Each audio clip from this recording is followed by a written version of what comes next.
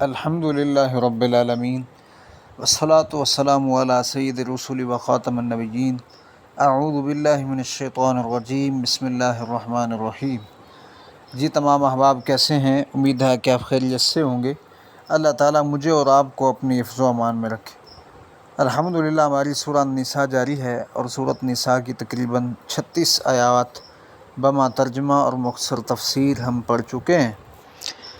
گزشتہ آیت میں اللہ تعالیٰ نے ان تمام لوگوں کا ذکر کیا جن کے حقوق ہمارے ذمے ہیں، یعنی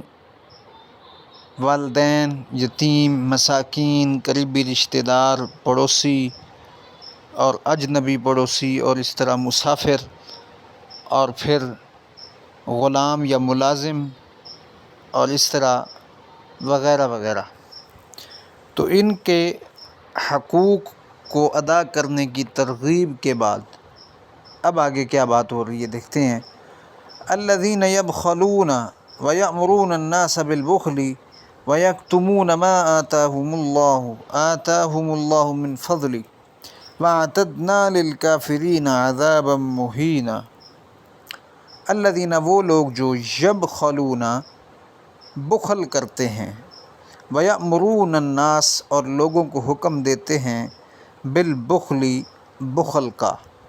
وَيَكْتُمُونَ اور وہ چھپاتے ہیں،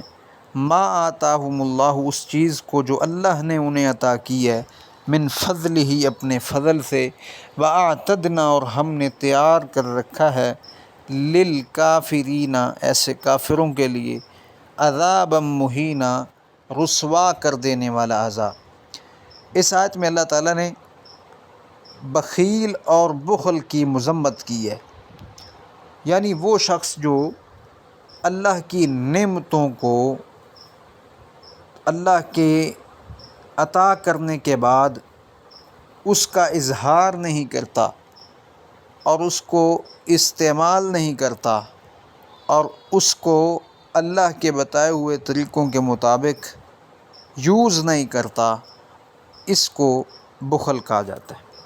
اور یہ بخل مال میں بھی ہو سکتا ہے، یہ بخل علم میں بھی ہو سکتا ہے۔ علم کے اندر بخل سے مراد یہ ہے کہ اللہ تعالیٰ نے کوئی چیز، کسی چیز کے بارے میں علم عطا کیا ہو، یا کوئی فن اللہ تعالیٰ نے عطا کر رکھا ہو، کسی کے پاس کوئی ہنر موجود ہے تو وہ اس کو آگے شیئر نہیں کرتا، سکھاتا نہیں ہے، بتاتا نہیں ہے کہ لوگوں کا فائدہ ہو، تو ایسے لوگ قابل مذمت ہیں۔ الذین یبخلون ویأمرون، ایک تو خود بخل کرتے ہیں، کنجوسی کرتے ہیں، اور اللہ کی نعمتوں کو اللہ کے راستے میں بھی خرچ نہیں کرتے، جس طرح کہ گزشتہ آیت میں خرچ کرنے کی ترغیب موجود ہے اور حکم موجود ہے، اور اللہ تعالیٰ نے وہ تمام راستے بھی بتائے، وہ جگہیں بھی بتائی کہ جہاں پر اپنا مال صرف کرنا ہے۔ اور اس آیت کے اندر دو قسم کا بخل موجود ہے، ایک تو یہ کہ جس کا تعلق مال کے ساتھ ہے، جیسے پیچھے ذکر ہوا خرچ کرنے کا، اور ساتھ ہی بخیلوں کی مذمت کا بیان بھی شروع ہو گیا۔ اور وَيَأْمُرُونَ النَّاسَ بِالْبُخْلِ، اور وہ پھر خود تو کرتے ہی ہیں بخل،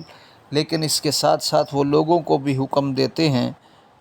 آگے بھی اس بات کو پروموٹ کرتے ہیں کہ بخیلی اختیار کی جائے اور بخل اختیار کیا جائے، کنجوسی کی جائے، اور مال کو یا علم کو یا کسی بھی اللہ کی نعمت کو روک کے رکھا جائے، تو یہ چیز اللہ تعالیٰ کے نزدیک صحیح نہیں ہے۔ وَيَكْتُمُونَ مَا آتَاهُمُ اللَّهُ، اور وہ چھپاتے ہیں ہر وہ چیز جو اللہ تعالیٰ نے انہیں اپنے فضل سے عطا کی ہے۔ اس سے مراد یہ ہے کہ صرف مال نہیں بلکہ ہر وہ چیز جو اللہ نے عطا کر رکھی ہے۔ اس میں علم کا ذکر بھی میں کر چکا ہوں بالخصوص، کیونکہ اکثر جو سلف ہیں انہوں نے اس آیت سے مراد جو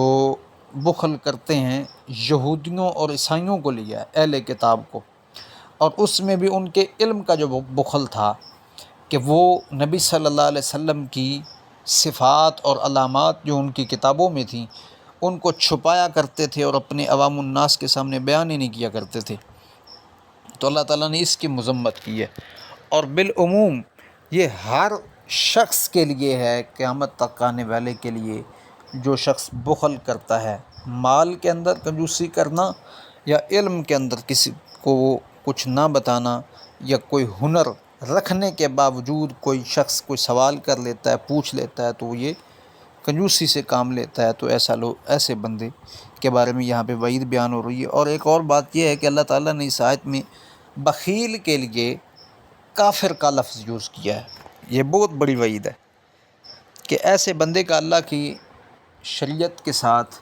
اور اللہ کے دین اسلام کے ساتھ کوئی لینا دینا نہیں ہے، جو اللہ کی نعمتوں کا اظہار ہی نہیں کرتا۔ اور یہاں پہ یاد رہے کہ اظہار کرنے سے مراد یہ نہیں ہے کہ بندہ اتنا اظہار کرتا رہے کہ فضول خرچی تک پہنچ جائے، بلکہ درمیان کے اندر اعتدال والا جو راستہ ہے وہ اختیار کرنا ہوگا، نہ فضول خرچی ہو اور نہ ہی بخیلی ہو، بلکہ جہاں پہ ضرورت پڑتی ہے وہاں پہ اللہ کی نعمتوں کو استعمال کیا جائے اور اس کا شکر ادا کیا جائے اور اس کی تعریفیں کی جائیں جو جس نے عطا کی ہیں۔ یہ ہے طریقہ کار۔ بعض لوگ حد سے تجاوز کر جاتے ہیں اور غیر شرعی کاموں میں اپنا مال صرف کرتے رہتے ہیں، خرچ کرتے رہتے ہیں، جہاں پہ ضرورت ہی نہیں ہوتی اور جہاں پہ خرچ کرنا گناہ ہوتا ہے، یا اسراف کرنا فضول خرچی کے کاموں میں، ایسے ہی پیسے کو مطلب جس کو آپ کہتے ہیں کہ فضول خرچی کے کام بلا وجہ لگاتے جانا، ضرورت ہی نہیں ہے، تو یہ بھی ایک قابل مذمت عمل ہے۔ ہاں ضرورت ہے تو پھر ضرور کریں، جتنی ضرورت ہے، جتنا ہونا چاہیے، اچھا رہن سہن ہو، اچھا کھانا پینا ہو، اچھا کپڑا پہنے، اور اسی طرح وغیرہ وغیرہ، تو اس کی شریعت میں کوئی قباحت نہیں ہے، کوئی ممانعت نہیں ہے، کوئی رکاوٹ نہیں ہے، بلکہ اجازت ہے اور حکم ہے کہ اپنے آپ پر اللہ کی نعمتوں کا اظہار۔ نبی صلی اللہ علیہ وسلم کے پاس ایک شخص آیا تھا نا، تو آپ نے اس کا حال دیکھا، اس کے کپڑے دیکھے، تو آپ نے کہا کہ تمہارے پاس کتنا مال ہے؟ تو اس نے کہا کہ میرے پاس تو بہت بکریاں ہیں اور وغیرہ وغیرہ۔ تو نبی علیہ السلام نے فرمایا اوپر تمہارے نظر تو کچھ نہیں آ رہا کہ تمہارے پاس اتنا مال ہے، اور اللہ کی نعمتوں کا اظہار کرو۔ ٹھیک ہے، اس طرح قرآن مجید میں بھی آتا ہے وَأَمَّا بِنِعْمَتِ رَبِّكَ فَحَدِّثْ، اپنی رب کی جو نعمت ہے اس کو بیان کرو۔ آگے یہاں پہ میں بتا رہا تھا کہ بخیل کے لیے یہاں پہ کافر کا لفظ بھی یوز ہوا ہے، اور عذاب مہینہ، رسوا کر دینے والا عذاب بھی، یعنی یہ بہت بڑی وعید ہے اس شخص کے لیے جو بخیلی کرتا ہے۔ آگے فرمایا والذین ینفقون، اور وہ لوگ جو خرچ کرتے ہیں، اموالہم، اپنے مالوں کو، ریا الناس، لوگوں کو دکھانے کے لیے، ولا یؤمنون باللہ، اور اللہ پر بھی ایمان نہیں رکھتے، ولا بالیوم الآخر، اور آخرت کے دن پر بھی ایمان نہیں رکھتے، ومن یکن الشیطان لہ، اور جس کے لیے ہو شیطان قریناً، ساتھی، جس کا ساتھی شیطان ہو،